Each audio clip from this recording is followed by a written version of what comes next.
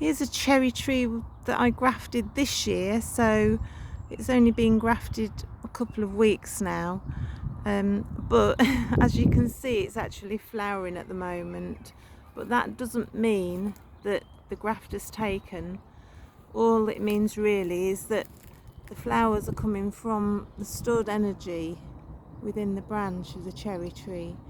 This cherry tree is called Taihaku, or the great white cherry, and there is a little tale about this cherry tree.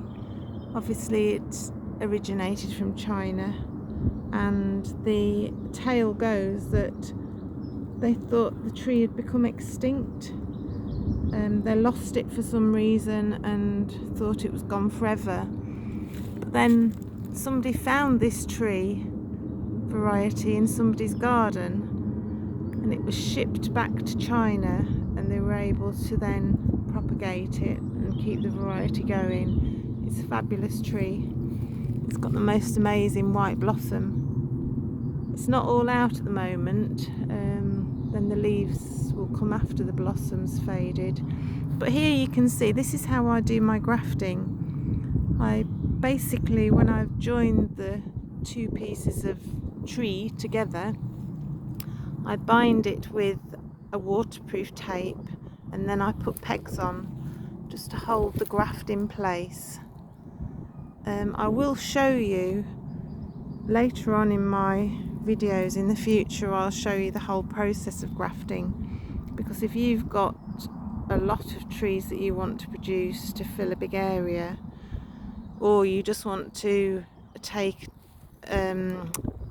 well, basically just have a tree of one of your neighbours or your friends, and they can give you some graft wood, you can make your own tree basically. The only thing you do have to be a bit vigilant on is the grafts up there. So basically this part of the tree is the original old tree. It's a wild cherry tree taken from a sucker from one of the roots, one of the trees that was in the front garden when we moved here. It's grown on a little bit, and then I've chopped the top bit off, which was about 3/4 centimetre in diameter, and then I grafted onto that my Taihaku great white cherry scion, which is the piece you graft, basically the donated piece. So you do have to watch as it's first growing. You'll notice underneath the graft join, the original parent tree is starting to send out some little buds, so these need to come off. So I'll just scrape those off, because if they're allowed to stay, then the tree will think that the top part has died because it's been cut, and so it will put all of its energy into making these buds grow.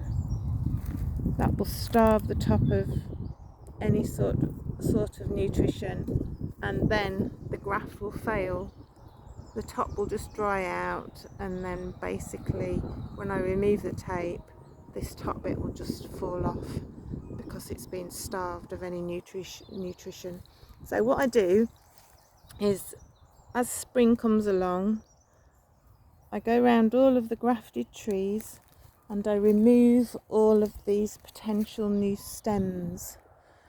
Once they're all clear, that will give a message to the tree that the growing part is the top bit, which I've added, and it will send all of its energy up there and support that branch, and then the graft area will all mould together and become one, and then it will continue growing as this new tree. Here we have another Taihaku tree which I grafted. My graft joints are not the prettiest things. They certainly wouldn't win any awards for neatness, but they seem to work. excuse me, I've been doing grafting now for over a decade, and I've produced quite a lot of new trees. This is absolutely covered in blossomed clump. It's looking very healthy, and I know that this graft has taken and is going to stay healthy, and the new tree will just keep growing now. I wanted to put another one next to it because I had another sort of a shoot up from the root. So I've grafted another Taihaku branch onto the little sucker that was next to it. So that's a new graft that was done in the springtime. I'll leave it like this now until, I'll check it probably in maybe May or June to see how it goes. I'll remove the pegs and have a look at the tape. I usually know that the graft has taken and is started to join together and fuse together when the tape starts to split. If you remove the tape before it's really sort of grafted together, then there's the most likely chances that it will fail. So it's best not to do that too early. Again, it's got the blossom coming out, but just because the blossom's now out on the tree, it doesn't mean that the joint is fused together. So you have to give it a good amount of time. Looking at it too early can just mean it will fail. So you've got to resist that. Our woodland is about, let me think, we moved here in 2009. I started planting trees probably the next year, and we're in 2025 now, so it's about coming up for 15 years old now, I would say, and it's maturing really nicely. Last year I had an amazing surprise really. I was just walking along here, and I just happened to look to my right hand side, and there was a tawny owl sitting on the branch. I will actually add the little clip of it because it was a wonderful experience and such a surprise, because I'd imagined that the woodland's too young to find any sort of wildlife like that. There's nowhere really yet where an owl could nest. I don't think things are dense enough at the moment, but it's my hope that we'll have lots of wildlife, well, owls in particular, because I really love them, visiting the woodland. There are loads of deer that come here very often. Unfortunately, as lovely as they are, they do an immense amount of damage to the trees. They strip them. I mean, here's I don't know if you can see this in this light. They strip the bark. That's another reason why I've had to cut a lot of the trees down, whereas I might have wanted to leave them to grow naturally, but they do cause so much damage. They eat everything but the things that they should be eating. There's plenty of grass for them here, but they seem to like to demolish my trees, which is really soul destroying. The trees can heal themselves up to a certain extent, but when too much of the bark's stripped off, they often die. So I've started to put little wire cages around the base of a lot of the trees that are favoured by the deer. like this one here. It's just basically chicken or rabbit wire. I'll just make a little protective cage. This is a sycamore tree which they really do love to eat.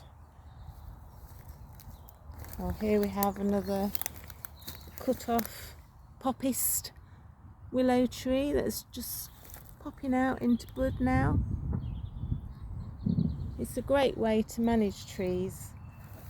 It also gives us fuel for our wood burner, because we are able to burn the wood when it's been properly seasoned. We do get through quite a lot of wood because we've got a solid fuel Rayburn. Well, here's an alder tree. This one's been coppiced, and I just think it gives it a really lovely form when it grows back as multi-stem. It's quite a tall tree actually now. I would say, I'm not very good at heights and things, but I would say it's probably got to be 8 meters maybe tall. But I just love this place. It's so satisfying to see all of the trees growing so well. My husband mows the pathways because in the summertime, once things start to grow, they really take off. The grass between the trees can get to 3 foot tall, usually by May, and if we didn't mow the paths, then we just wouldn't be able to walk through so easily. We'd have to wear wellies all the time, and in the summertime it's not ideal. Here's another example actually of how the willow tree will grow back. So as you can see, it tends to grow from the top of the cut and gets quite tall, and as these stems thicken up, there won't be room for all of them, so I'll remove some of them, leaving probably no more than 2 or 3 per trunk, I suppose, if you like, really is what we'd call it.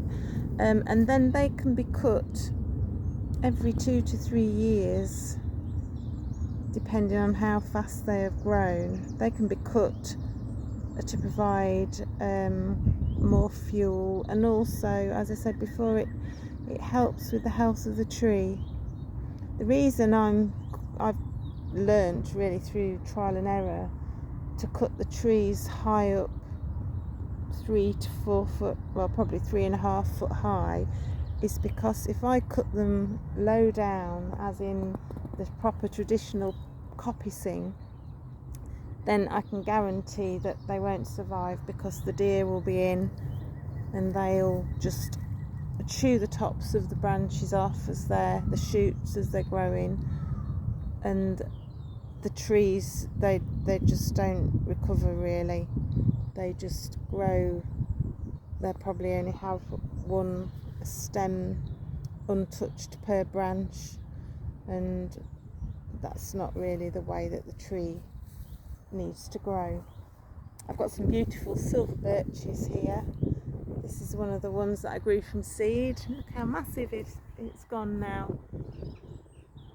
I would say it's nearly twice as big as the willow I've just shown you, and it's grown naturally as a 3-stemmed multi-stem tree. It's not 3 trees, that's just 1 tree that's divided itself as it's grown. A lot of silver birches hybridize with each other, and so you get all sorts of different variations of how white the bark will be, which is quite nice. Some trees you can peel the bark off, and others they just look beautiful as they are.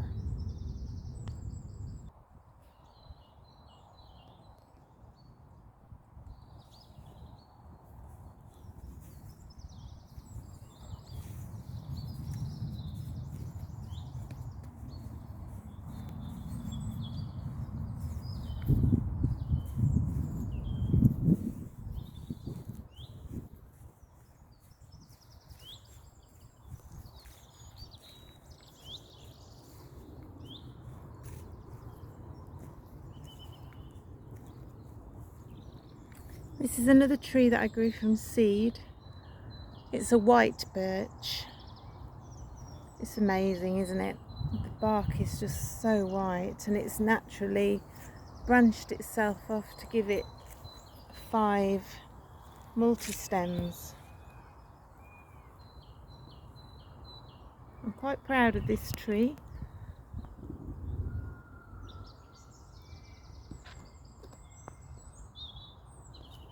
It shines up in the winter when there's nothing else much about.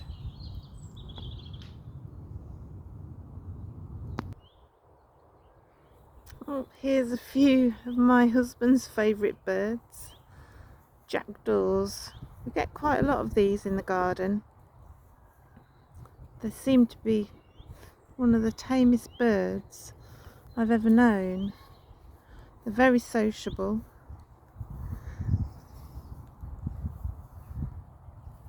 And they seem to like it here anyway.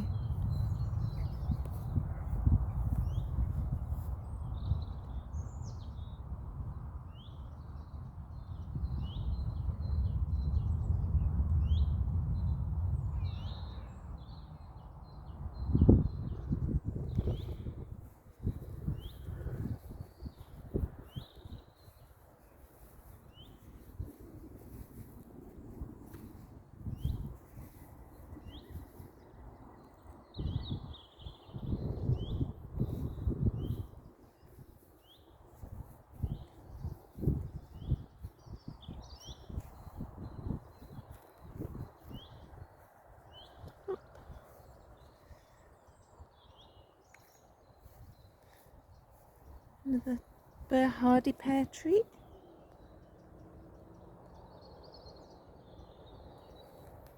Again, this is one that I grafted quite a few years ago. In the future I will take you through the whole process of grafting and how to grow rootstock, so that you can, the rootstock is basically the bit that goes in the ground, the bit that you then graft your top wood or scion wood onto. I would say now we've probably got maybe 30 pear trees, and these all came from just a couple of bought-in varieties, but it's the only way really I could have filled up the orchard area. I have grown quite a lot of pear seeds, and a few of them are quite promising actually as new varieties. Oh, this is a, oh, can you see that? A focus conference pear. Again, this is a grafted pear. The original one is further along in the orchard.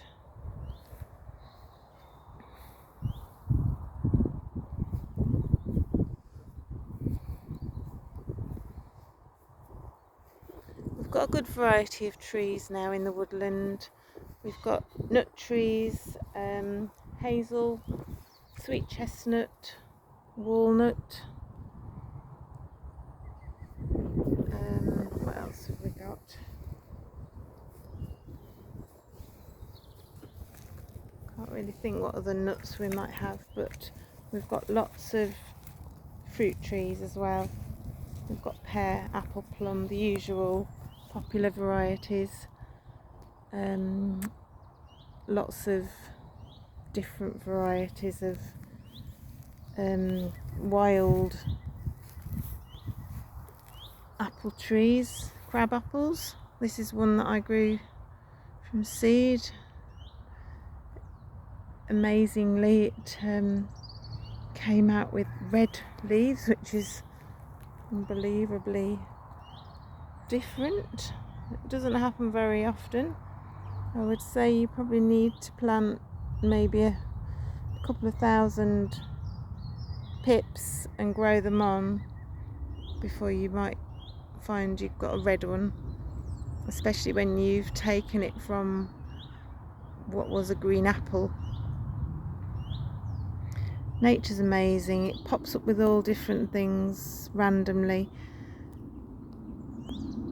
especially as the fact is when you plant a pip from an apple, you're very unlikely to get the same type of fruit growing on the tree that results from the pip.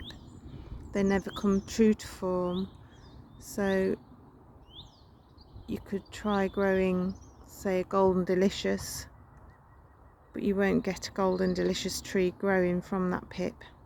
And also, again, I'll take you through the process that I use for growing my pips, because then they become the rootstock for a new variety that you might want to graft on top. So basically it doesn't really matter if you plant an apple pip and it grows into a tree that doesn't have very nice apples, because all you do is then just graft a new variety onto that rootstock and problem solved. You end up with a nice new variety of apple. Okay, so I'm going to wrap this video up today. It's the first one I've really done apart from the first short, because this is a new channel, but I've got so much to share with you all.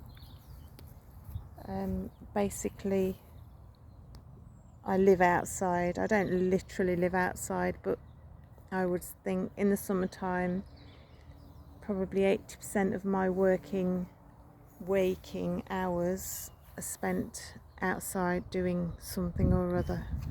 So I'm hopefully going to share it all with you. So bye for now.